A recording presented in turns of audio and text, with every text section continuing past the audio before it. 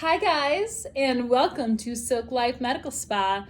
I'm Tina Jacobs, and today we're going over all of your frequently asked questions about male bioidentical testosterone replacement therapy. I know that's a long one, but basically it's about replacing your testosterone. So let's get to it. So the first question is, what is male testosterone? Okay, this is an easy question, but I'll go over it anyway. From a kid to when you get older, your testosterone levels go up, right? That's what makes a man a man. It gives you your nice strong voice and your strong muscles and really gives you all of your male characteristics. It's what differentiates a male from a female. So women, we need a little bit of testosterone, but men need about 20 times as much. And it's essential to making you who you are. So it's super important that you know your levels and that you pay attention to it because it can make a huge difference in your life.